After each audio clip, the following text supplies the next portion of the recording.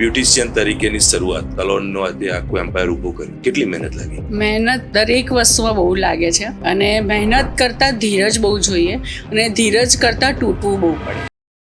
અહીં સુધી આવવા માટે મને 35 વર્ષ લાગ્યા છે અને એક મિલ માલિકની સારા ઘરની છોકરી હતી કે જેને પાણી માગે ને તો દૂધ મળે. બધાના જીવનમાં સારો ને ખોટો રસ્તો આવે, મારા જીવનમાં ખોટો અને વધારે ખોટો આ રસ્તો આવે કે મારે અધર કાસ્ટ મેરેજ કરવું પડ્યું અને મેરેજ કર્યા પછી ગામ છોડવું પડ્યું. બહુ જ ખરાબ ટર્નિંગ પોઈન્ટ આવ્યો જે કદાચ મીડિયા સામે કહેવામાં આપણને બહુ ટાઈમ લાગી જાય. મેં મારા ફાધરને જ કહ્યું હતું કે હું તમારો દીકરો બનીને રહીશ. પપ્પાને ટોર્ચર કરતું હતું કે તમારે મારી સાથે લગ્ન કરાવવા પડશે, નહીં તો તમને મારી નાખીશ. લોકો એક છોકરીને ઘરની બહાર 15 દિવસ માટે જવાથી બહુ ખરાબ બોલે છે. છોકરો ગમે ત્યારે જઈ શકે છે, છોકરી નથી જઈ શકતી.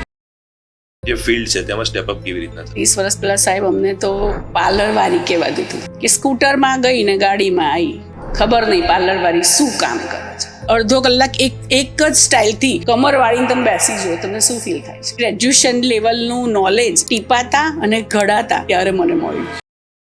અત્યારે એવા કેવા કોર્સિસ છે અવેલેબલ કે જેમાં કારકિર્દીના ઓપ્શન ખાસ કરીને દીકરીઓ માટે તો હું તમને સાચું કહીશ કે બ્યુટી પાર્લરનું ફિલ્ડ વરદાન છે.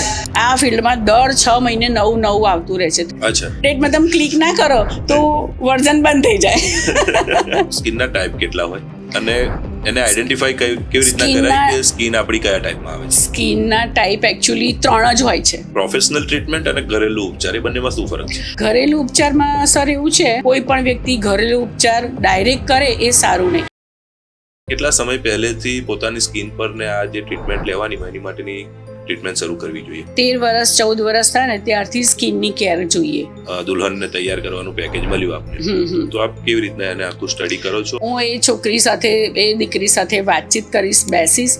એનું પહેલાં તો એને પ્રોપરલી એનું કન્સલ્ટિંગ કરીશ. આ તમારા માધ્યમથી દરેક પાર્લર, દરેક સલોનના ઓનરને કહેવા માંગુ છું કે શા માટે તમે આટલી બધી ઓફરો ચલાવો છો?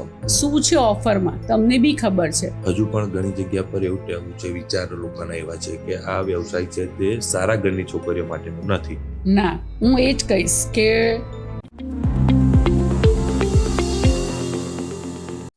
નમસ્કાર મિત્રો, આપનું હાર્દિક સ્વાગત છે ટ્રેન્ડિંગ ટોક શોમાં. આજે આપણે એક એવા વ્યક્તિ સાથે આ ટોક શોમાં મુલાકાત કરવાના છે કે જેની કારકિર્દી જે છે તે આપને ક્યાંક ને ક્યાંક પ્રેરણા આપશે અને એક નવી ઉર્જા પૂરી પાડશે. એક ફિલ્મી કહાનીથી આ સ્ટોરી ક્યાંય કમ નથી. તો મારી આ પોડકાસ્ટની શરૂઆતમાં જ દરેક વ્યુઅર્સને એક અપીલ છે કે આપ આ વિડીયો સેવ કરીને રાખજો, કારણ કે આમાંથી ઘણા જ મોટિવેશન આપને મળવાના છે, પ્રેરણા ઘણી મળવાની છે અને સ્ટ્રગલ્સમાં જે કહીએ કે એક પીક લેવલ પર તમે જ્યારે પહોંચો ત્યારબાદની જે સફળતા હોય છે તે તેના કરતાં પણ શાનદાર હોય છે. તે પ્રમાણેની એક સાચી હકીકત આજે આ પોડકાસ્ટમાં આપણે જાણવાના છે. આપણી સાથે છે બ્યુટિશિયન જોલીબેન. જોલીબેનની કહાની શું છે, કયા પ્રકારનું આખું સ્ટ્રગલ તેમનું રહ્યું છે તેના વિશે વાત કરવી છે અને આ જે ઇન્ડસ્ટ્રી છે તેની ઊંડાણપૂર્વકની જાણકારી આ પોડકાસ્ટમાં આપણે મેળવીશું. તો બન્યા રહો અમારી સાથે. શરૂઆત કરીએ છીએ આ પોડકાસ્ટની જોલીબેન સાથે. જોલીબેન, આપનું હાર્દિક સ્વાગત છે. Thank you. બેન, ઇન્ડસ્ટ્રી, બ્યુટિશિયન તરીકેની શરૂઆત અને જે આખું આ સલોનનો આખું એમ્પાયર ઊભું કર્યું, કેટલી મહેનત લાગી? મહેનત તો દરેક વસ્તુમાં બહુ લાગે છે અને મહેનત કરતાં ધીરજ બહુ જોઈએ અને ધીરજ કરતાં તૂટવું બહુ પડે. જ્યારે તૂટીએ ત્યારે એ તૂટવાનો જે આપણો ટાઈમ હોય છે ને ત્યારે આપણને ખબર પડે છે કે આપણે કેટલી ધીરજથી કામ કરવું પડે. એટલે અહીં સુધી આવવા માટે મને 35 વર્ષ લાગ્યા છે. આજે એક જ દિવસમાં ઊભું નથી થવાયું અને મારી જીવનની શરૂઆત એક બ્યુટિશિયન તો પછી બની.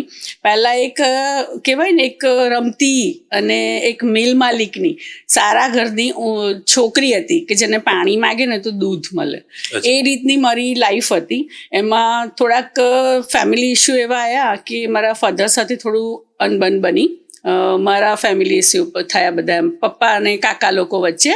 તો ત્યારે અમે એમ કહેવાય ને કે જમીનથી લઈને આસમાન સુધી પહોંચ્યા હતા અને આસમાનથી પાછા જમીન સુધી આવ્યા. એ વખતે લાઈક હું મારી 9મા ધોરણની, એટલે મારી 14 વર્ષની એક ઉંમર હતી, 14-15 વર્ષની ઉંમરમાં. ત્યારે અમે લોકોએ અમારું જે બહુ જાહો જલાલીવાળું જીવન હતું બિલકુલ અમે ડાઉન પર આવી ગયા. અને ત્યાર પછી મારી આવી SSCની લાઈફ. અને SSCમાં હું ભણતી હતી.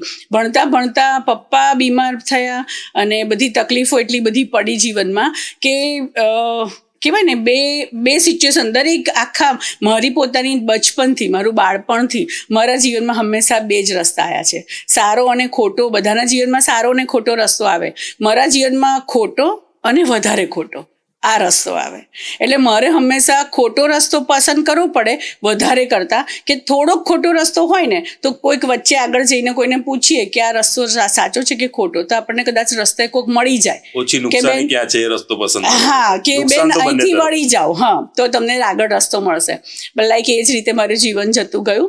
અને મારા પપ્પાની તકલીફથી મેં એક એવું ડિસિઝન લીધું કે મારે લેવું પડ્યું કે મારે અધર કાસ્ટ મેરેજ કરવું પડ્યું. અને મેરેજ કર્યા પછી ગામ છોડવું પડ્યું. હું જે ગામની છોકરી હતી, મારે ગામ છોડવું પડ્યું.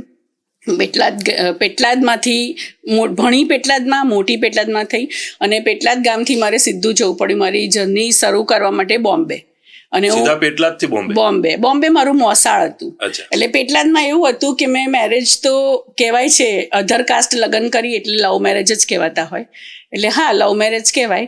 એ મને પસંદ કરતા હતા અને હું કંઈક અંશે પસંદ કરતી હતી. પણ જ્યારે મારા ફાધરને ગેંગ્રીન થયું, મારા ફાધરનો પગ કપાઈ ગયો, ત્યારે મેં મારા ફાધરને જ કહ્યું હતું કે હું તમારો દીકરો બનીને રહીશ, હવે દીકરી નહીં રહું. કારણ કે મેં 4 ભાઈ બહેન છે, હું સૌથી મોટી છું. તો મને એવું જ હતું કે હું દીકરો બનીને રહીશ, હવે હું મેરેજ માટે ક્યારેય નહીં વિચારું. એટલે બધી લાઈફ હું ભૂલી ગઈ કે ભાઈ આગળ કઈ રીતે વધવું છે, શું કરવું છે. અને ત્યાર પછી એ ભૂલ્યા પછી બી મારે એ જ એક એવો બહુ જ ખરાબ ટર્નિંગ પોઈન્ટ આવ્યો જે કદાચ મીડિયા સામે કહેવામાં આપણને બહુ ટાઈમ લાગી જાય. તો એક એવું ડિસિઝન લેવું પડ્યું કે આ પાર કે પહેલે પાર, આ છોકરો કે આ છોકરો, એમાંથી જે મેં પહેલાં કહ્યું ખોટું કાં તો વધારે ખોટું, એમાંથી એક સિલેક્શન કરવું પડ્યું. અને મેં એમને સામેથી કહ્યું કે તમે મને પસંદ કરતા હતા, અત્યારે મારી સિચ્યુએશન એવી છે, તમે કહેશો તો હું તમારા સાથે રેડી છું મેરેજ કરવા, મને ઘરમાંથી કાઢો. બસ એ જ મારો ઉદ્દેશ હતો કે મારે હાલ જે પોઝિશન હતી એમાંથી ખાલી નીકળવું હતું. મેં એમને વાત કરી, એ મને રાતોરાત લઈ ગયા. અને બધાને એવી ખબર પડી કે હું રાત ભાગી ગઈ, પણ હું ભાગી નહોતી, મારી મા બાપની મરજીથી એ ઘરમાંથી નીકળી ગઈ હતી. લાઈક મને એવું હતું, એ વખતે નાની છોકરી હતી, અત્યારના છોકરાઓ જેવું તો છે નહીં કે 14-15 વર્ષની ઉંમરથી બધું ખબર પડતી થઈ જાય. આજના છોકરાઓ, મારું એ વખતે 1987ની વાત છે, 86-87ની વાત છે. અને એ વખતમાં હું જ પોતે 19 વર્ષની પણ નહોતી, 18 વર્ષની હતી જ્યારે મારે આ ડિસિઝન લેવા પડતા હતા. પણ કહેવાય ને 19 વર્ષ પછી જ લગ્ન થતા હતા. એટલે એ કસમાં ઘરમાં એવી રીતે રહી હતી કે મારે લગ્ન કરવું કે ના કરવું. અને એક પર્સન એવું હતું કે જે પપ્પાને ટોર્ચર કરતું હતું કે તમારે મારી સાથે લગ્ન કરાવવા પડશે, નહીં તો તમને ધમકીથી કે હું તમને મર્ડર કરી નાખીશ, મારી નાખીશ, આ લેવલના શબ્દો. ઉંમર હોય એટલે આપણને પણ એવું લાગે કે એટલે પપ્પાને કોઈ મારી નાખશે એવું ફીલ થાય ને. એટલે એ વખતે તો કઈ જાજી અક્કલ હોય નહીં. એટલે એ વખતે એવું ડિસિઝન લીધું કે પપ્પાને બચાવવા છે, પણ પપ્પાને બચાવીને મારી લાઈફ બી બચાવી છે. એટલી અક્કલ તો હતી કે આપણી લાઈફ બચાવવી જોઈએ. એટલે એ વખતે બસ ક્વિક ડિસિઝન લીધું કે હું ઘર છોડ દઉં છું, ટેમ્પરરી છોડું છું, પછી પાછી આવી જઈશ. પણ મને એ વખતમાં સમજ નહોતી કે એક વખત ઘરની બહાર પગ કાઢીએ તો બદનામ થઈ જવાય છે, ફેસ કરવું પડતું હોય છે. અને લોકો એક છોકરીને ઘરની બહાર 15 દિવસ માટે જવાથી બહુ ખરાબ બોલે છે. છોકરો ગમે ત્યારે જઈ શકે છે, છોકરી નથી જઈ શકતી. આ બધી પરિસ્થિતિ વચ્ચે બોમ્બે પહોંચી. જે ફિલ્ડ છે તેમાં સ્ટેપ અપ કેવી રીતના થયું? આ ફિલ્ડમાં એવી રીતે હું આવી કે હું જ્વેલરી કોર્નર મારું હતું, જે હું સેલ્સ ગર્લ તરીકે હું બોમ્બેમાં જોઈન થઈ ગઈ. પછી અહીંયા ગાડી ખબર પડી કે મારે ગુજરાતમાં આવીને પાછું રહેવાનું છે, મારા સાસરીમાં આવીને રહેવાનું છે. તો અહીંયા તો શોરૂમો કે એ રીતે એ ટાઈમમાં નહોતું કે કોઈ છોકરીને સેલ્સ ગર્લની જોબ આપે. એટલે પછી મેં વિચાર્યું કે અહીં શું કરાય. તો મારા જ મિસ્ટરે મને સજેસ્ટ કર્યું, મારા એક ફ્રેન્ડ હતા એમને સજેસ્ટ કર્યું કે અત્યારે પાર્લરનો બિઝનેસ ચાલે છે, એટલે બ્યુટી પાર્લરનું શીખીને આવો. એટલે મેં બોમ્બેમાં એ વખતમાં બી સારા લેવલમાં એક સરોજ ઓઝાને ત્યાં કોર્સ કર્યો અને કોર્સ કરીને જર્ની મારી આ સ્ટાર્ટ કરી. અને પછી હું 92માં પાછી આવી અહીંયા ગાડી બોરસદ ગામમાં. હું અહીં ખેડા જિલ્લાની આણંદ જિલ્લાની છું, રાઈટ. તો હું પેટલાદમાં રહેતી હતી અને એ વખતની મારી શરૂઆતમાં બોરસદ ગામથી મારી શરૂઆત થઈ અને મારા સલોનનું નામ હતું, અત્યારે હું સલોન કહું છું, પણ એ વખતે મારું જોયના બ્યુટી પાર્લર તરીકે નામ હતું. પાર્લરનું નામ હતું જોયના બ્યુટી પાર્લર. મેં 6-7 વર્ષ ત્યાં બહુ જ સરસ કામ કર્યું, બહુ સારી રીતે હું શીખીને આવી હતી, બહુ મહેનતથી કામ કર્યું અને કસ્ટમર બેઝ ઊભો કર્યો અને ઇન્ડસ્ટ્રી આખી PR પર. હા, એ વખતે તો અમારી કહેવાય ને કે હું આજે 30 વર્ષ પહેલાંની વાત કરું ને તો 30 વર્ષ પહેલાં સાહેબ અમને તો પાર્લરવાળી કહેવાતું હતું. આપણે કામવાળી વાળી હોય ને એને બી આપણે એમ કહીએ કે ભાઈ ચલો લીલાબેન આવ્યા આપણી ઘરે, ચંપાબેન આવ્યા. કોઈ દિવસ આપણે એવું નહીં કોઈને કહેતા કે મારી કામવાળી આવી છે. અમારી તો એવી હાલત હતી એ વખતમાં. અમે લોકો બેગ લઈને જઈએ રિટરી તૈયાર કરવા. આજના જમાનામાં અત્યારે મારી ઘરે પણ મારે ત્યાં મારા સલોન પર સલોન તૈયાર થવા આવે છે. પહેલાં એવું કંઈ હતું જ નહીં, કોઈ દિવસ કોઈ પાર્લરમાં ઘરે જ જઈને તૈયાર કરવા પડતા હતા. એટલે એ જે ઘરે જઈને તૈયાર કરવાનો જે બ્યુટિશિયનોનો જે સફર હોય છે, આજે દરેક બહેનોને હું કહીશ, કદાચ મારી સાથે આ જોડાશે કેટલી બહેનો, અને મને એવું છે કે આ વસ્તુ કહેતા અત્યારે મારી આંખમાં આંસુ નહીં આવતા, કારણ કે મેં સફર કરી લીધું. ત્યારે હું બહુ રડી, પણ અત્યારે સફર કરી લીધું છે. કદાચ કોઈ મને સાંભળતું હશે તો એને જરૂર યસ કહેશે આ મારી વાતમાં કે એ વખતે અમે બેગ લઈને જતા. અમને એવું હોય કે લેવા મૂકવા આવતા હતા, જેને ત્યાં પ્રસંગ હોય તો. કોઈને ત્યાં પ્રસંગ છે, કોઈ સ્કૂટર પર આવે લેવા માટે. અમારું કામ પતી ગયું છે, મેકઅપ થઈ ગયો છે, તો કોઈ એમ કે હા પછી જરૂર નથી. કેટલી વાર તો અમારે પૈસા માટે બેસી રહેવું પડે, અને કેટલી વાર તો એવું થાય કે બધા ત્યાં ઘરના કોઈ નોકરો જ હોય એટલે એમ કે બેન બધા જતા રહ્યા છે, તમે કાલે આવજો. એટલે પૈસા તો લીધા વગર આવે, પણ એવું થાય કે કલાકની બેસી રહેવા પછી બી અમને કોઈ બીજું ગાડીમાં મૂકવા આવે. ગાડી હોય તો ગાડી ને સ્કૂટર હોય તો સ્કૂટર. પણ અમારા સલોન, અમારા પાર્લર અગાડી અમને ઉતરતા એટલી બધી નામોસી મળી જાય કે સ્કૂટરમાં ગઈ ને ગાડીમાં આવી, ખબર નહીં પાર્લરવાળી શું કામ કરે છે. સાહેબ પાર્લરવાળી એટલું બધું કામ કરે છે ને, એટલું જેટલું કોઈ ભણેલો નહીં કરે તો ખુરશીમાં બેસીને, એટલું એ અભણ હોય છે ને તો બી કરે છે. 9-9, 10-10 વાગ્યે, 12-12, 1-1 વાગ્યા સુધી મહેંદી મૂકવી, કોણ પકડીને કમર વાળીને સ્ટીલ 3 કલાક તમે ખાલી અડધો કલાક એક જ સ્ટાઇલથી કમર વાળીને તમે બેસી જુઓ, તમને શું ફીલ થાય છે? અમે લોકો 3-3 કલાક, 4-4 કલાક મહેંદી મૂકતા હોય, 2-2 કલાક મેકઅપ ને હેર કરતા હોય. આટલું કામ કરીને આવ્યા પછી બી આજુબાજુના લોકો અમને એટલી હીન ભાવનાથી જુએ કે આ પાર્લરવાળી છે. એટલે પાર્લરવાળીનો સફર આજે એક બ્યુટિશિયન તરીકે મેં અહીં સુધી કમ્પ્લીટ કર્યો. એમાં ઉતાર ચઢાવ તો એટલા બધા લાઈફમાં આવ્યા છે. અને મીનવાઇઝ એ કરતી હતી, નો ડાઉટ બધા બોલતા હતા, પણ મને એ વિશ્વાસ હતો કે હું સાચું કરું છું અને હું સારું કરું છું, અને હું એક પ્રોપર કામ કરું છું. વ્હાઇટ કોલર કામ છે, એમાં જે ગંદકી મારી મિક્સ નથી કરતી. અને એ કરતાં કરતાં 2005 આવી, અને એમાં થોડુંક પ્રોબ્લેમ્સ લાઈફના એવા આવ્યા કે હું મારા હસબન્ડથી સેપરેટ થઈ. મારો જ ઓન ડિસિઝન હતું કે હું સેપરેટ થઈ. ઘણા બધા પ્રોબ્લેમ્સ એવા આવ્યા કે જે મારે ફેસ કરવા પડ્યા, અને રાતોરાત મારા 2 છોકરાની જવાબદારી લઈને, જે મારો એ વખતે મારો છોકરો મોટો 12 વર્ષનો હતો અને નાનો 5 જ વર્ષનો હતો. એ વખતે બંને કિડ્સને લઈ અને હું ઘર છોડી અને નીકળી ગઈ હતી, કારણ કે પ્રોબ્લેમ્સ, ટોર્ચર એવા હતા મારા. અત્યારે હું કહું છું, એ વખતમાં હું કોઈ દિવસ કોઈ નહોતી કહેતી કે મારા મિસ્ટર કમાતા નહોતા. સાચી વાત છે કે મેં ઘર છોડ્યું, બહાર નીકળી ત્યારે મને એમને કહ્યું કે હું તને રાણીની જેમ રાખીશ, પણ એકચ્યુઅલી હું ક્યારે હવે રાણી બની છું જાતે. એ વખતે રાણી બની જ નથી શકી. એમને લડીને એમ્પાયર ઊભું કર્યું કે ઝાંસીની રાણી બનવું પડ્યું. લડતા અહીં સુધી પહોંચી છું. અને બસ એ જે મારી આવી જર્ની રહી કે એમને અહીં સુધી 2005માં મારા ડિવોર્સ થઈ ગયા. ત્યાર પછી જે મેં છોકરા મોટા કર્યા છે, લોકોને એમ થાય છે કે પાર્લરવાળા છે, સારા રૂપરંગ ભગવાને થોડું આપ્યું છે, સારા હોઈએ. અને હું તો સારા વાણિયાની દીકરી હતી, અને તો પણ હું કામ વાળંદનું કરતી હતી. એટલે એ વખતે એ વસ્તુ દુઃખ તો થતી હતી કે અમે લોકો આ કામ કરીએ છીએ. અને હું 11મા ધોરણ પછી હું ભણી જ નથી.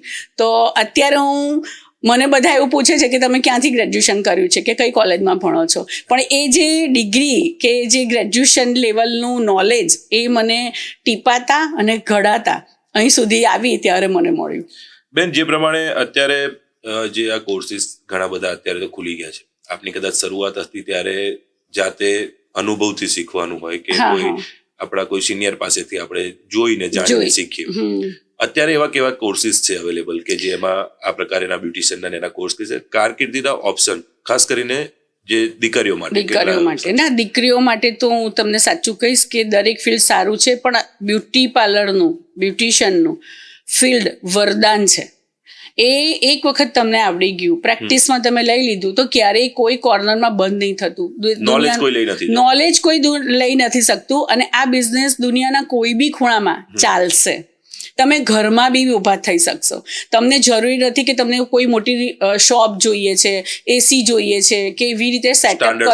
હા, સ્ટેન્ડર્ડ સેટઅપ કરો તો જ તમે અર્ન કરી શકશો, એ જરૂરી નથી. હા, અર્ન ધીરે ધીરે કરતા તમારામાં એક કોન્ફિડન્સ આવે, તમારામાં એ ગ્રાફ તમારો બને, અને નોલેજ સાથે. કારણ કે આ ફિલ્ડ ક્યારે બી દર 6 મહિને આ ફિલ્ડ બદલાઈ જાય છે.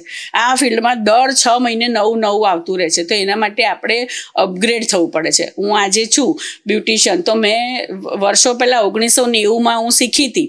કોઈ એક કોર્સ કર્યો તો નાનો, તો હું ત્યાં સુધી એ જ કોર્સ હજી સુધી હું ના ખેંચી શકું. દર 6 મહિને, 2 મહિને, 4 મહિને તમારે અપગ્રેડ થવું પડે. અચ્છા. આની અંદર શીખતા રહેવું પડે. શીખના બંધ તો જીતના બંધ, એવું છે કે શીખવાનું બંધ કરો તો તમે જીતી ના શકો. તમે અપડેટ આવતી જ રહે, ને એ અપડેટમાં તમે ક્લિક ના કરો તો વર્ઝન બંધ થઈ જાય. એટલે એવું થતું હોય છે. આખી જે આપની આ 35 વર્ષનો જે અનુભવ છે, કેટલાક આપણા વ્યુઅર્સને આપણે એનો નિચોડ આપવો છે. જે સ્કિન કેર છે, તો સ્કિનના ટાઈપ કેટલા હોય, અને એને આઈડેન્ટિફાઈ કેવી રીતના કરાય કે સ્કિન આપણી કયા ટાઈપમાં આવે છે? સ્કિનના ટાઈપ એકચ્યુઅલી 3 જ હોય છે.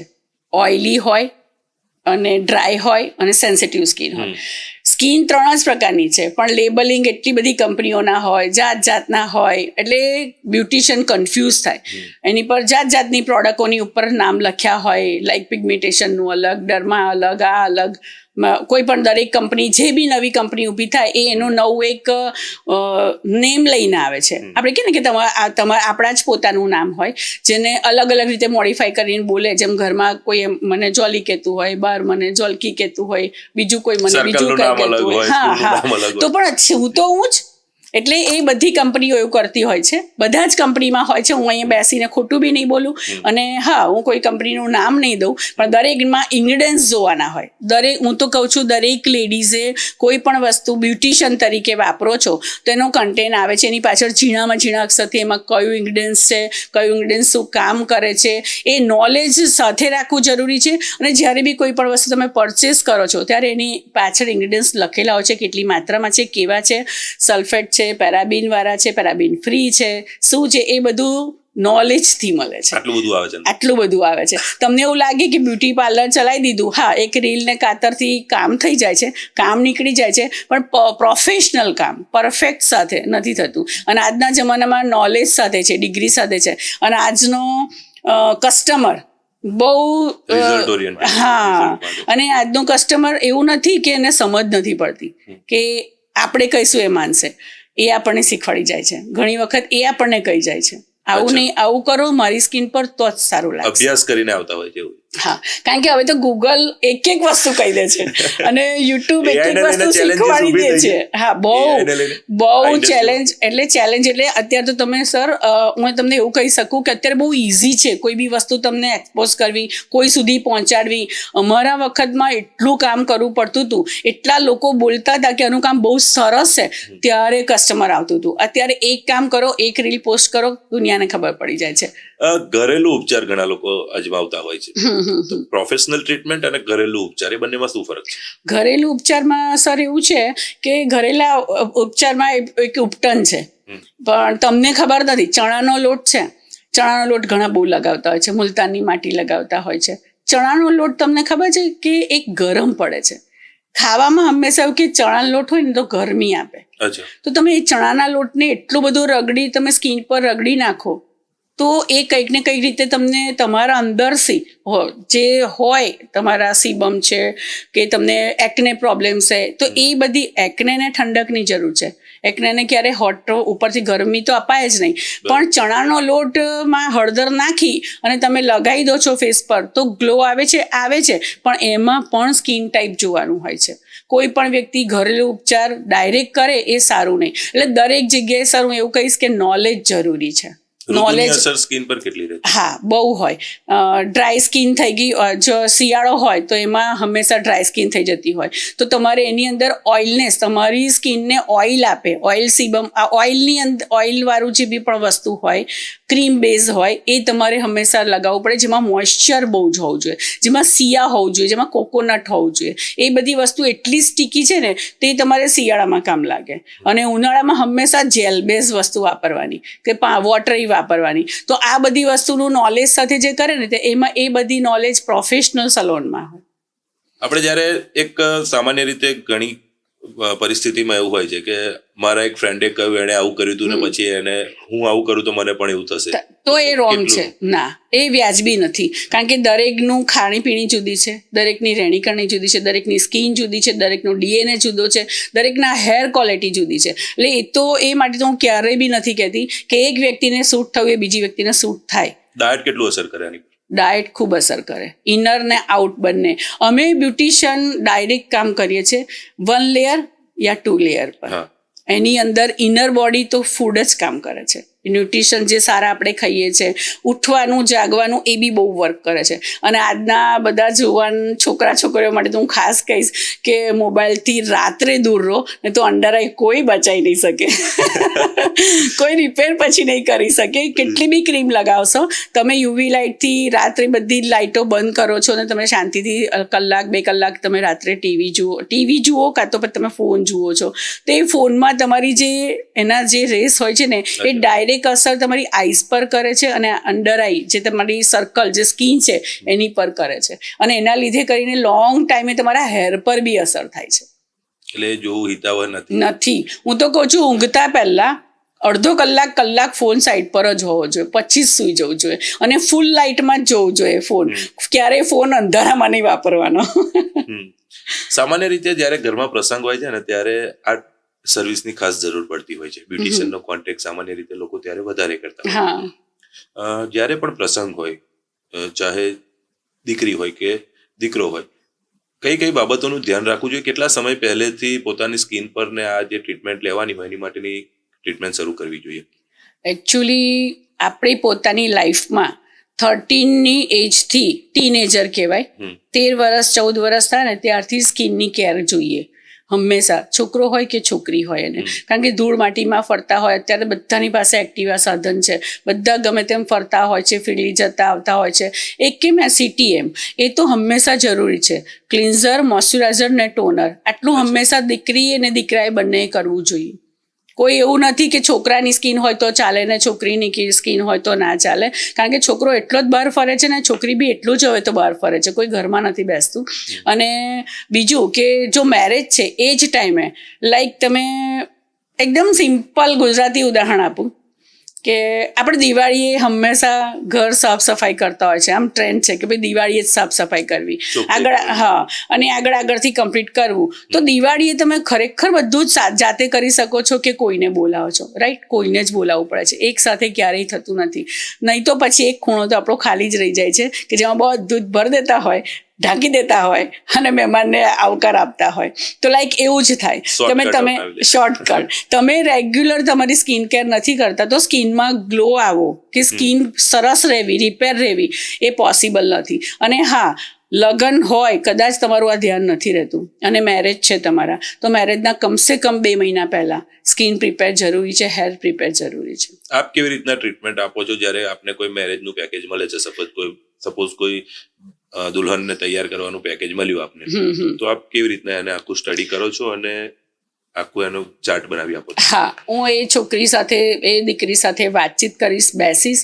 એનું પહેલાં તો એને પ્રોપરલી એનું કન્સલ્ટિંગ કરીશ કે એની ખાણીપીણી શું છે, સુવા. હા, હું એઝ એ ડૉક્ટર જે કરે છે એ જ કામ. હા, હું એવું સમજો કે પાર્લરની, એટલે કહેવાય ને કે બ્યુટિશિયન ડૉક્ટર છું, એટલે એ ટાઈપથી અત્યારે વર્ક કરી રહી છું, કે કારણ કે એ બહુ જરૂરી છે. હું ઉપરથી ક્રીમ લગાવવાનું કેટલું લખેલું છે કે પછી ઓપરેશન? ના, ઓપરેશન થિયેટર તો નથી લખેલું, કારણ કે ઓપરેશન થિયેટર લખવાથી એ લોકોને એમ થઈ હશે કે અહીંયા ગાડી અમે કપાઈ જઈશું એટલે ના લખાય એકચ્યુઅલી. એટલે આમાં એવું છે કે દીકરી આવી મારી પાસે, એને પૂરી એનાલાઇઝ કરું છું કે શું ખાય છે, શું પીએ છે, એનું વર્ક શું છે, એ કેટલી બહાર ફરે છે, કેટલી તાપમાં ફરે છે, કેટલી ઘરમાં કેટલી રહે છે, ઊંઘ કેટલી રહે છે. આજે જ હું હમણાં જ 4 પર્સનને રેડી કરીને આવી છું. એ મમ્મીની જે દીકરો છે એની મમ્મી હતી. મેં એમને ચોખ્ખું કીધું કે તમારે બહુ જ સરસ મેકઅપ જોઈતો હોય તો કમસે કમ 2 કલાક 3 કલાક શાંતિથી સૂઈ જાઓ, કારણ કે એમને એ સૂતા જ નહોતા બધી દોડાદોડને કામ કરવામાં. તો એમને આઈઝની નીચે પફીનેસ આવી ગઈ છે. અંડર આઈ અને પફીનેસમાં બહુ ફરક છે. અંડર આઈ હોય ને તો એક વખત મેકઅપથી અમે હાઇડ કરી શકીએ છીએ, પણ અમે પફીનેસ ક્યારેય નહીં કરી શકતા, કારણ કે સ્કિનની જે કરચલી છે એ કે સ્કિનની અંદર લાઇન્સ આવી છે એ કોઈ મેકઅપ આર્ટિસ્ટ નથી કરી શકતું. બધે તમને રીલોમાં જોવા મળે. નેચરલ ફેસ તો હંમેશા એવો જ હોય છે. અમે લોકો દાગ ધબ્બા હટાવી શકીએ છીએ, એને કવર કરી શકીએ છીએ. જી, ઘણા મેકઅપ બેન આપણે જોઈએ ને તો આર્ટિફિશિયલ લાગતા હોય છે ને ઘણા બહુ નેચરલ ટોનમાં જતા હોય છે. એમાં શું ફરક હોય છે? આર્ટિફિશિયલ એટલે લાગતા હોય છે કે આવી રીતે લાઇટ કેમેરાની અંદર જેમનું શૂટ થયું હોય છે તો શૂટિંગમાં હંમેશા થોડું ઘણું તો કરેક્શન કરવું જ પડે અને કરીને જ મૂકે છે. બાકી ઘણી બ્યુટિશિયન એવી છે. અને મારું પેજ જોલી બ્યુટી લોન્ચ એકેડમીનું પેજ બિલકુલ ક્લિયર છે. એમાં કોઈ પણ દિવસ કોઈ કરેક્શન નથી હોતું, હેર હોય કે સ્કિન હોય, કારણ કે દરેક સ્કિન અલગ આવે છે, દરેક હેર અલગ આવે છે, કોને કેવું સારું લાગે. અને ઘણી વખત એવું બતાવતા હોય છે કે ઓવર મેકઅપ એ એક આર્ટ છે. તમારું આર્ટ તમે બતાવી શકો છો, પણ કસ્ટમરને એટલું બધું આર્ટ નથી ગમતું. જ્યારે નેચરલ તમારું લગ્ન હોય ને ઘરમાં તો તમે એટલું બધું આર્ટ તમારા ફેસ પર દીકરી નહીં કરાવે. એને સિમ્પલ ને સોબર લુક, રીચ લુક જોઈતું હોય તો એમાં એટલું બધું આર્ટ નહીં સારું લાગે. અત્યારે કયો ટ્રેન્ડ ચાલી રહ્યો છે જનરલ? અત્યારે તો કહેવાય ને શું માંગી રહ્યા છે? હા, એવું જ માંગે છે કે મને મેકઅપ કરવો છે બધું, પણ મને બહુ મેકઅપ દેખાવો ના જોઈએ. મેકઅપ નો મેકઅપ લુક ચાલે છે અત્યારે, કે બધું જ કરો પણ કશું દેખાય નહીં, એકદમ નેચરલ લાગવી જોઈએ. પણ ઘણી જગ્યાએ એવું બી હોય છે, અમારી જોડે બાર્ગેનિંગ બી એવું થતું હોય છે કે મેડમ આની માટે હું થોડુંક આ માધ્યમ, તમારા માધ્યમથી હું કહી શકીશ કે એકચ્યુઅલી એવું ના કરો. બ્યુટિશિયન બધું જ કામ કરે છે. એને પ્રાઇમર લગાવવું પડે છે, એને મોઇશ્ચરાઇઝર લગાવવું પડે છે, એને દરેક કરેક્શન કરવું પડે છે. એ તમે ઓછો મેકઅપ કરાવો કે વધારે મેકઅપ કરાવો. ઘણી વખત એવું મારી પર ફોન આવતા હોય છે કે મને બહુ જ ઓછો મેકઅપ કરવો છે, તમારું પેકેજ ક્યાંથી સ્ટાર્ટ થાય છે? પછી હું કહું કે આ રૂપિયાથી આટલાથી સ્ટાર્ટ થાય છે. તો કે મને કરવું છે બધું, મારું આ ફંક્શન છે, પણ મને બિલકુલ ઓછો મેકઅપ, જસ્ટ થોડો ઘણો જ મેકઅપ કરવો છે. તો કેટલા? પણ બેન એવું ના હોય. મેકઅપ તારે કરવો છે ઓછો કે વધારે, એકચ્યુઅલી બહુ ડાર્ક મેકઅપ નથી કરવો. તો એ શેડનું નામ છે. લાઇટ, વેરી લાઇટ ને ડાર્ક ને વેરી લાઇટ, વેરી ડાર્ક, આ બધા શેડોનું નામ છે, મેકઅપનું નામ નથી. મટીરિયલ તો જે યુઝ કરવાનું છે. તમે એવું કહેશો કે મને નેચરલ મેકઅપ જોઈએ છે તો હું તમારી લિપસ્ટિક એકદમ ન્યૂડ કરીશ, કે તમારો આઈશેડ છે એકદમ પિંક ટોન પર કરીશ, ગોલ્ડન ઓછું નાખીશ, શિમરી બહુ નહીં કરું, તો તમારો લાઇટ શેડ થઈ જશે. અને તમે એવું કહેશો એકદમ ડાર્ક શેડમાં ને બહુ જ હેવી લુક જોઈએ છે, તો હું હેવી લુકમાં હેવી દેખાતા એવા હું કલર એડ કરીશ. પણ એની અંદર હું સ્કિન પ્રિપેરેશન તો પ્રોપર જ લેવાની છું, સ્કિનમાં લગાવવાની બધું છું. મારો ટાઈમ એટલો છે, મને કલાક મેકઅપનો થાય છે તો હું લેવાની જ છું, 1 કલાક હેરના છે તો હું કરવાની જ છું, રાઈટ? તો આ બધા હું દરેક કસ્ટમર્સને કહીશ કે તમે એવું રાખો મનમાં કે મારો નાઇસ મેકઅપ થાય, સરસ દેખાવું ને સુંદર લાગું, પણ તમારું જે પેકેજ છે એમાં મને આવું કરી આપો. નહીં કે હું લાઇટ મેકઅપ કરાવીશ એના લીધે તમે પૈસા ઓછા કરી આપો. આ ના કેવું જોઈએ. અમારી જોડે આવું બહુ થતું હોય છે. ડિઝાઇનર સાથે કે ભાઈ તું થોડું વર્ક ઓછું કરજે, ના એવું નથી હોતું. આમાં તમે ઓછું વર્ક કરો કે વધારે વર્ક કરો, અમારે ટાઈમિંગ એટલો આપવાનો છે ને અમારે જે વસ્તુ, જે પ્રોડક્ટ, જે કંપનીની છે એ લગાવવી જ પડતી હોય છે. અને અમે હંમેશા જે એક લેવલથી બધા ચાલતા હોય છે. ઘણી વખત કેવું મિક્સ મેચ કરતા હોય છે. હવે તમે સિંગદાણાવાળાની દુકાને જઈ અને ગમે તેટલી 10 કિલો બી સિંગ લેશો તો તમને એક બજેટમાં આવવાની જ છે, પણ તમે 10 કિલો બદામ તો નહીં લઈ શકો ને. તો પછી ચોઈસ તમારી છે. એમાં તમે અમને મોંઘા કે નહીં સારા કે આ બદામ સિંગના ભાવે નથી આપતી એવું તમે ના કહી શકો. તમે બદામ લેવાયા છો તો તમને બદામ મળશે, તમે સિંગ લેવાયા છો તમને સિંગ મળશે. પણ સિંગ ને બદામને એક ભાવ કરવા જાઓ અને એક જ દુકાને જાઓ તો તમે જુઓ, બદામ સિંગ વેચનારો ક્યારેય બદામ વેચે છે?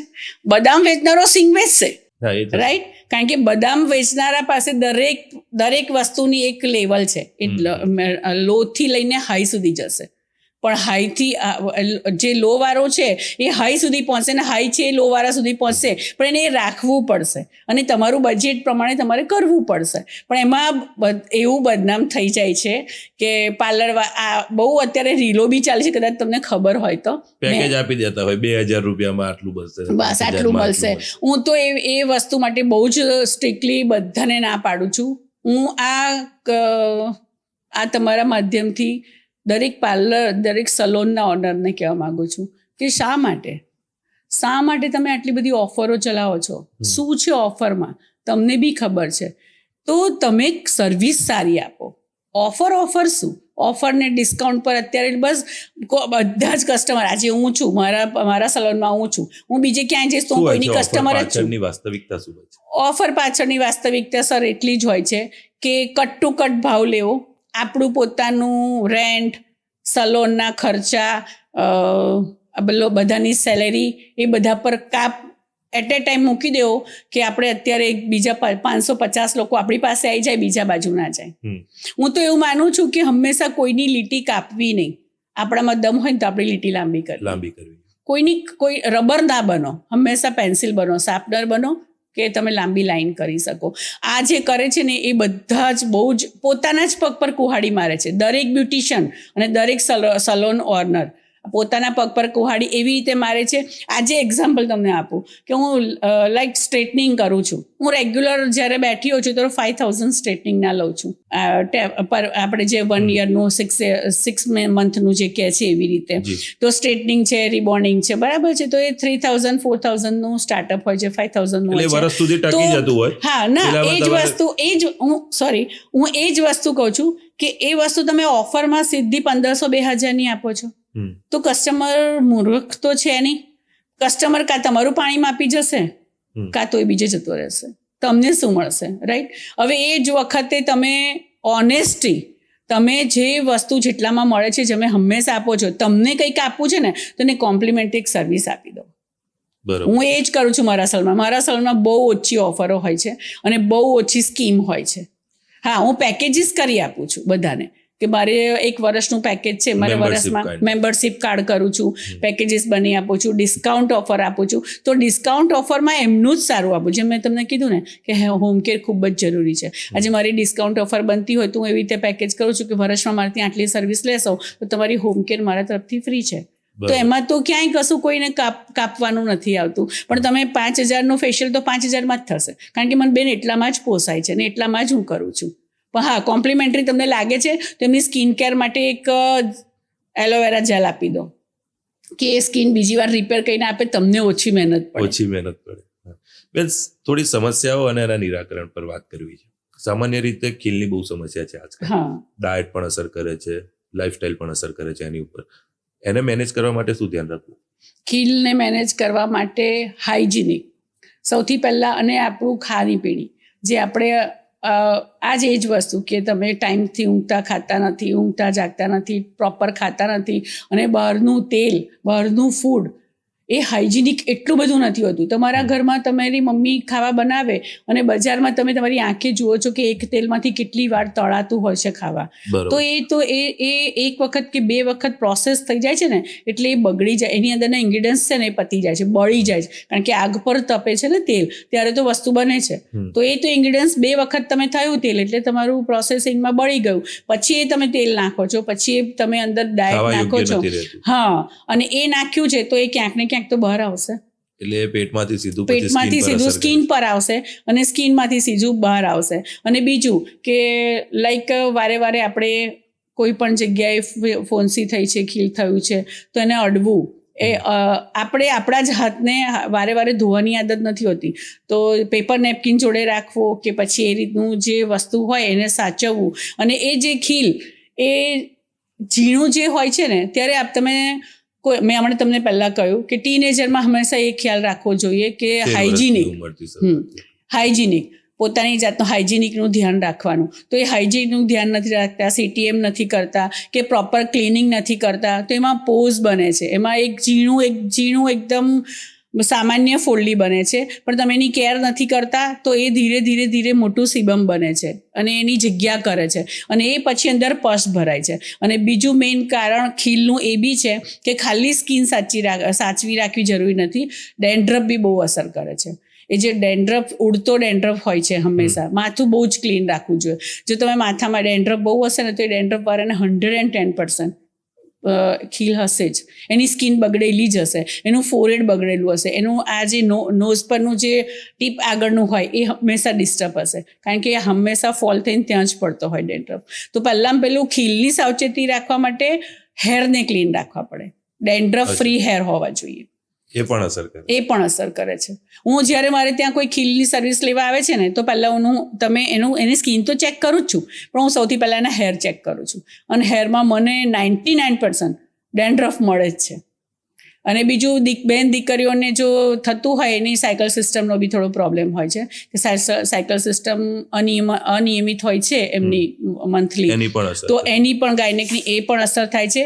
અને એ અસરની અંદર પણ સ્કિન પર અસર થાય છે, પ્રોબ્લેમ આવે છે કે એ ખીલના રૂપાંતરમાં બહાર આવતી હોય છે, કારણ કે એ એક જાતની ગરમી જ છે. બેન, બીજી એક વસ્તુ છે કે એન્ટી એજિંગ જે અત્યારે ઘણી ટ્રીટમેન્ટ ઘણા લોકો લેતા હોય છે અને અમુક એજ પછી જે સ્ક્રીન પર જે કરચલીઓ આવતી હોય છે કે એની ઉપરની ઘણી ટ્રીટમેન્ટ ઘણા લોકો લેતા હોય છે, તો એ આઈડેન્ટિફાઈ કેવી રીતના કરવી કે કઈ ટ્રીટમેન્ટ યોગ્ય રહેશે એમની માટે? એ સ્કિન એનાલાઇઝ કરીએ ને એટલે આપણી આંખની આજુબાજુ કરચલી હોય છે, એ ફાઇલાઇન્સ કહેવાય. પછી અહીંયા આપણી હોઠની આજુબાજુ ફાઇલાઇન્સ આવે, એને અમે કેટ લાઇન્સ કહેતા હોય. જો બિલાડી હોય ને એને લાઇન્સ હોય, તો અમે એ રીતે કરતા હોય. તો એ લાઇનને છે ને એક યોગા બી હું કરાવું છું કે એ કહેવાય ને કે એક્સરસાઇઝ કરવા આપવી પડે છે. એ બધી જ વસ્તુ પ્રોપરલી ટ્રીટમેન્ટ ખાલી બ્યુટિશિયન નથી કરી શકતું, પછી એની અંદર થોડું ડોક્ટરી લેવલ બી આપવું પડે છે. અને એન્ટી એજિંગ એટલે એ જે એન્ટી એજિંગ ક્રીમ આવે છે જે મેચ્યોર સ્કિન પર ચાલે છે, 40ની ઉંમર પછીનું હોય છે. ઘણી એવી પરિસ્થિતિ થતી હોય છે, કારણ કે આપ જે કામ કરી રહ્યા છો, સ્ટ્રેન્જર્સ સાથે કામ કરવાનું થાય, વ્યક્તિ જ્યારે ઓર્ડર આપે ત્યારે કોઈ વાર એવી પરિસ્થિતિમાં મૂકવાનું થાય છે કે આપણે પોતે કન્ફ્યુઝ થઈ જઈએ કે અમને હકીકત જણાવી કે પછી એમના કયા પર કામ કરવું. કોઈ એવું ફની મુમેન્ટ બન્યો હોય કે કોઈ વખતે? હા, એવું ફની મુમેન્ટ તો બને કે મને આ જ કરવું છે, હું તો આવી જ સારી લાગીશ, મારે તો આ જ હેર કરવા છે. તો અમને ખબર હોય કે એની પર આ હેર નહીં સારા લાગે, એ પોતે અગલી લાગશે, ફની, તમે જેમ ફની કહ્યું એવું, પણ એમને બીજાનું જોઈને આવ્યા હોય કે મને. અને આજકાલ ટ્રેન્ડ નીકળ્યો છે ફોટો લઈને આવવાનો, મોબાઈલનો ફોટો લઈને આવે, મને આવી જ હેરસ્ટાઈલ કરવી છે, મને આવો જ મેકઅપ કરવો છે. પણ એનું ફેક એનું જે ફેસનું સ્ટ્રક્ચર હોય કે હેરનું જે સ્ટ્રક્ચર હોય એ એવું હોતું નથી. એટલે પછી અમારે થોડું ટાઈમ લેવો પડે, એને કરીને બતાવવું પડે. એ ટાઈમ થોડો વેસ્ટ થાય, પણ એના મનને શાંતિ આપવા કરવું પડે કે જો આમાં તમે કેવા લાગો છો. પછી એ કે ના આ તો બહુ નહીં સારું લાગતું, એની જાતે જ્યારે કન્ફેસ કરે પછી અમે અમારું વર્ક આપીએ છીએ. થાય છે, ઘણી વખત એવું થાય છે. કોઈ ક્લાયન્ટ સાથે એવો એક્સપિરિયન્સ થયો હોય કે કોઈ એવો અનુભવ હોય જે આપણે લાઈફ ટાઈમ યાદ રહી ગયો હોય કે એમાંથી કંઈ લેસન મળ્યું હોય? હા, લેસન તો ઘણી બધી વખત મળતા હોય છે કસ્ટમર્સની જોડે કામ કરતા, ડીલ કરતી વખતે. કે કસ્ટમર ડીલ કરતી વખતે જ્યારે આવે છે ત્યારે તો ઘણું બધું સારી રીતે અમારી જોડે વાત કરતું હોય છે, અમે બી એની સાથે બહુ સારી રીતે કમ્પ્લીટ કરતા હોય છે. અને જો મારા માટે તો લાઈક બધાના જ માટે હશે, પણ મારા માટે તો ખરેખર ભગવાન એ કસ્ટમર મારો ભગવાન છે. એટલે કસ્ટમર આવે એટલે એની જોડે કોઈ પણ જાતનું હું બોલી હોય એ કમિટમેન્ટ તોડવાનું મારા પાસે નથી આવતું. પણ હા, ઘણી બધી વખત એવું કસ્ટમર શીખવાડી જતા હોય છે કે તમે રૂડ બનો યા તમે સ્ટ્રિક્ટ બનો, તમે હવા છો ને એટલે જ તમને આવું કરી ગયા, તમે મતલબ લિબરલ, તમે આમ શાંત રહ્યા, તમે જવા દો ને ચાલશે, જવા દો ને છોડી દો, એવું કર્યું ને તો એ કસ્ટમર તમને એવી રીતે તમારી પાસે વધારે કામ લઈ જાય છે અને પેમેન્ટ ઓછું આપી જાય છે અને એને એવું લાગે છે કે આપણે બેનને બનાવી ગયા. ઘણા કિસ્સામાં એવું થતું હોય, સપોઝ કોઈ ફૂડ કેટરિંગનો બિઝનેસ કરતા હોય કે ભાઈ આમાં તેલ વધારે હતું, મીઠું વધારે. તમારા કેસમાં આવું થાય? હા, થાય. અમારા કેસમાં જ્યારે અમે ફોટો પાડતા હોય, અમે મેકઅપ બધું રેડી કરીને આપ્યું હોય, ફેશિયલ કરી આપ્યું હોય, વેક્સ કરી આપ્યું હોય, ત્યારે તો બધાને બહુ જ ગમ્યું હોય, સરસ જ હોય. પણ જ્યારે કાઉન્ટર પર આવે કે 10 દિવસ પછી આવે ને ત્યારે પેમેન્ટ કરવા આવે ને ત્યારે એમના મોઢા પર એવું હોય કે અરે જવા દો ને, બહુ જ ખર્ચો થઈ ગયો, કેમેરાવાળો આટલો લઈ ગયો, આ આટલો લઈ ગયો, પેલા આટલું લઈ ગયું, બોલો બેન તમારે આમ શું આપીએ? તો પણ બધા જ લઈ ગયા તો અમને શું કામ કાપી આપો છો? અમે તો બધા કરતાં વધારે કામ કર્યું છે, હાજી. બરાબર છે. અને અમારું પેકેજ તો લાઈક થોડુંક તમે જે નક્કી કરીને ગયા હતા એ જ પેકેજ છે, બરાબર. એમાં બી અમે લોકોએ ટાઈમ આપ્યો. અમે સવારે 4 વાગે ઉઠ્યા, તમને 7 વાગે રેડી આપ્યું.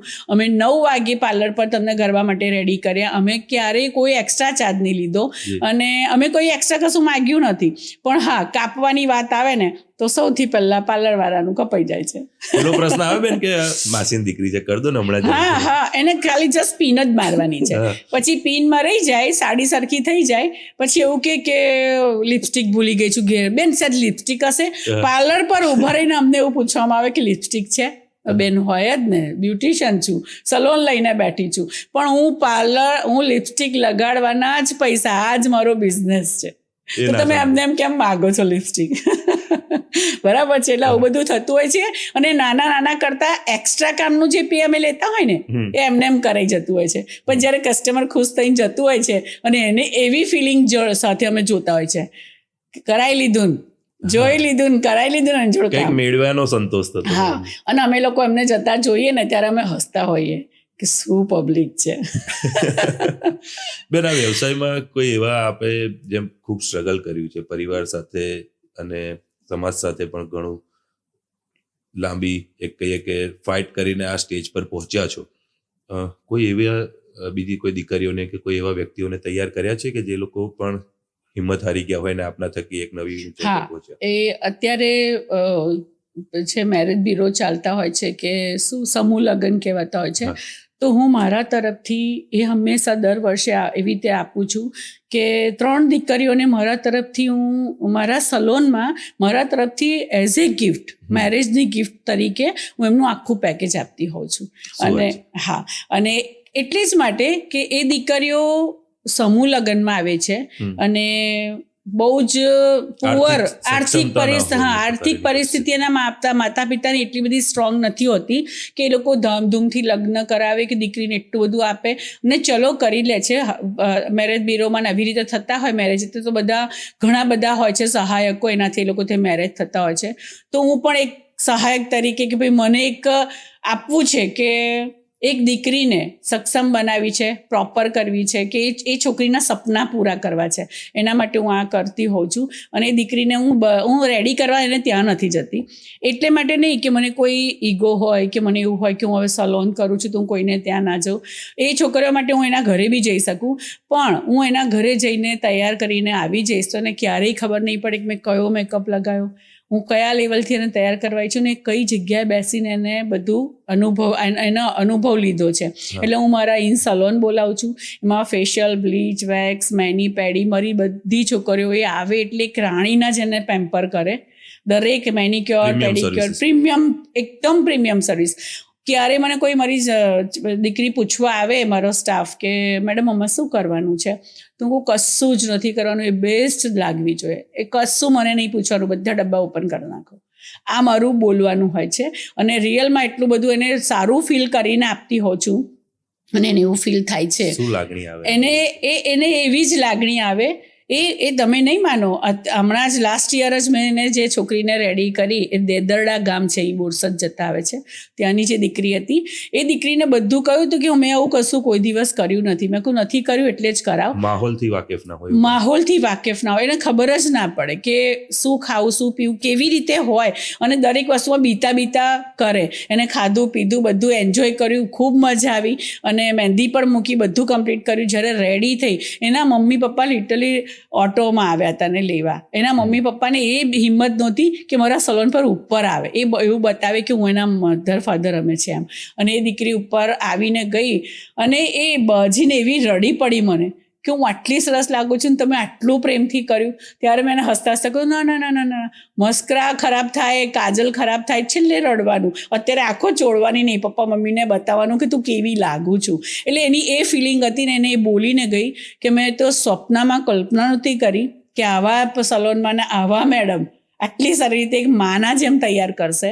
અને હું કદાચ હવે વિચારું છું કે હવે લાઈફમાં ક્યારે પાછી હું અહીંયા આવી બી નહીં શકું ને હવે સલોન પર જઈ પણ નહીં શકું. ત્યારે મેં એને કહું કે લાઈફમાં ગમે ત્યારે તું અહીં આવીશ, અહીંના દરવાજા ઓપન છે તારા માટે. એ વખતે દીકરીની લાગણી, એની પાસે કશી વસ્તુ નથી એવું કહેવાય. આપે ખૂબ મહેનત કરી સ્ટ્રગલ કરીને આ મુકામે પહોંચ્યા છો, અત્યારે એકેડેમી ચલાવી રહ્યા છો. હા, કઈ રીતની સર્વિસીસ આપો છો?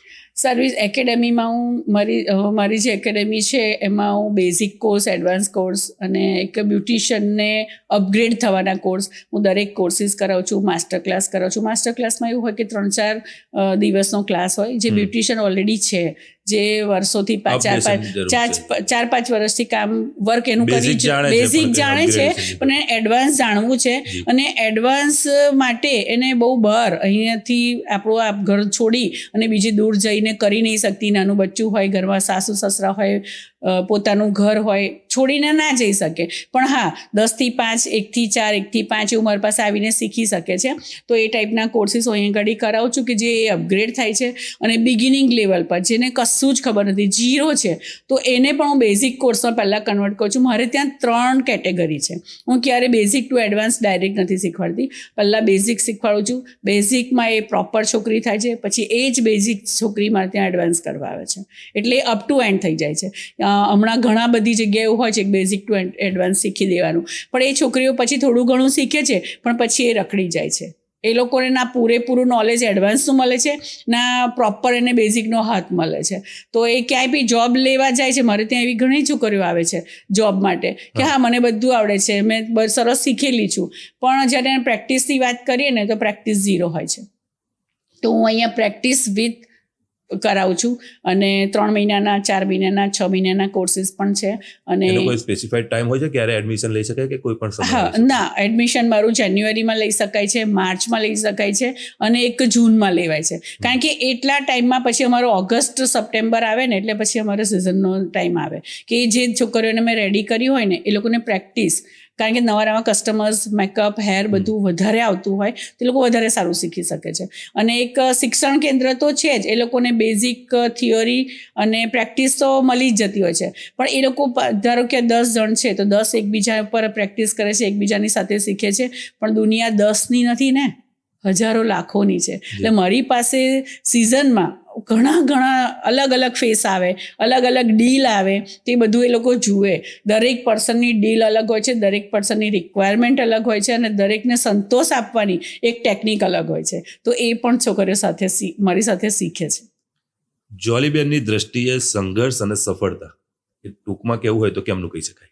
સંઘર્ષ અને સફળતા ટૂંકમાં એટલું જ કહેવાય કે આપણી પોતાની ઉપર આત્મવિશ્વાસ, ધીરજ, અને જેમ ઘોડા બે ડાબલા પહેર્યા હોય છે, ગુજરાતીમાં ડાબલા કહેવાય છે, ઘોડાઓ આંખની આજુબાજુ છે. બસ તમારે તમારું ફ્યુચર કમ્પ્લીટ કરવું છે તો બસ એ ડાબલા લગાવો, લક્ષ્યને ધ્યાનમાં રાખો.